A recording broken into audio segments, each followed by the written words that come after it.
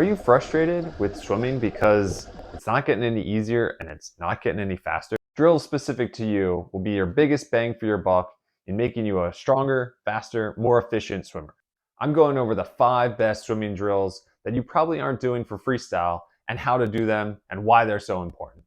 So the first drill comes in different forms. It improves your stroke efficiency, it improves your muscular endurance, and is used by all local swim teams around you.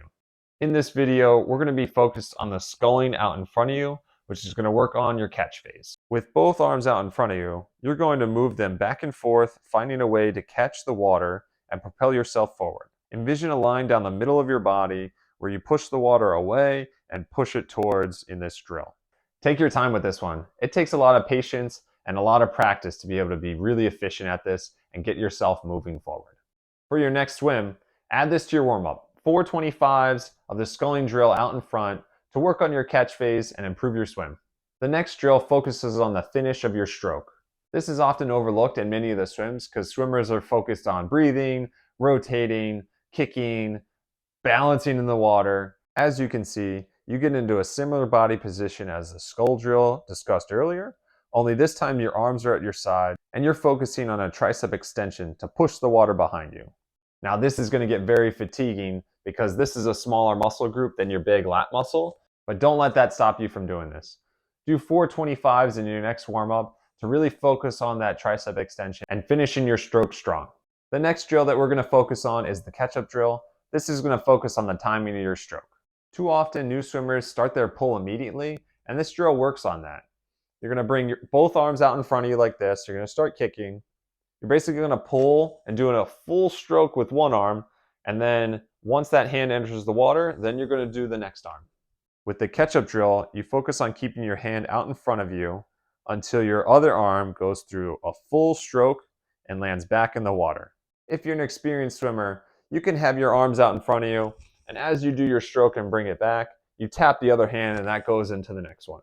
If you want to get more out of this drill, put both your arms shoulder width apart. Do a full stroke, come around, enter the water with your hand at shoulder width, and then go into the next one. The benefits of this is that you're not focusing on crossing over, and if you have a difficult time with that, it'll be better to have your arms shoulder width apart doing this catch-up drill.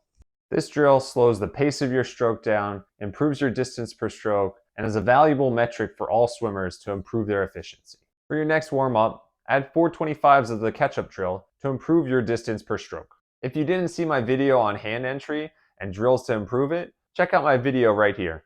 Later in the video, I'll talk about how you can determine your best stroke count per lap for you.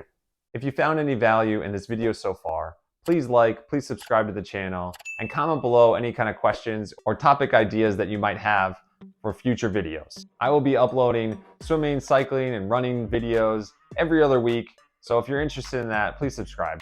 Now let's get back to the drills that'll make you faster. So the next drill is distance per stroke. It can be debated as not necessarily a drill per se, but it's an important metric to have, an important thing to determine. When I was an improving swimmer, my team focused on getting down to the other end of the pool with the least amount of strokes.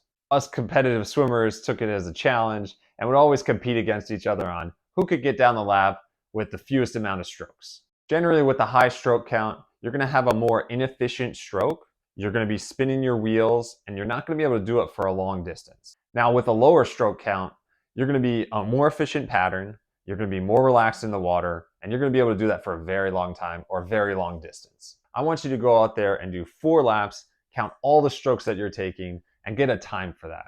Complete this 4 to 6 times and take away a few strokes every single time. Compare the times that you have from the first 100 to the 6th 100 and see if there's a correlation between faster times and more stroke or less strokes. Comment below how long it took you to do your 100 and how many strokes was efficient for you. Now with this next drill, I highly suggest using fins because it's a doozy. In this drill, you're actually only going to use one of your arms to do the entire lap. Wait, what? Why would I do that? To go faster? The single arm freestyle drill is going to be one that really challenges you. This drill does not allow you to hide any of your inefficiencies. If you don't rotate, you're going to have a short stroke and not be able to pull as much water as you should. If you have a difficult time with the catch phase or the pull phase, it's going to show in this drill. I like to have my athletes put their arm at their side while they're doing this drill, rotate through the water, and pull all the way. And then they're gonna breathe to the side of the arm that they're not using. For symmetry purposes, when you're doing this drill, make sure you go down one lap using one arm and come back using the other arm. In your next swim, add 425s of this single arm freestyle drill to improve your stroke efficiency.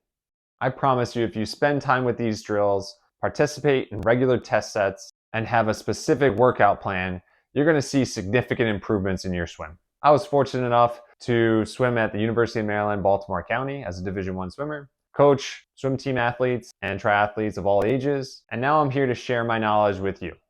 As always, since you stuck around to the end, here's a dad joke for you. Why did the young and talented vegan swimmer stop competitive swimming? Because they didn't like the swim meets.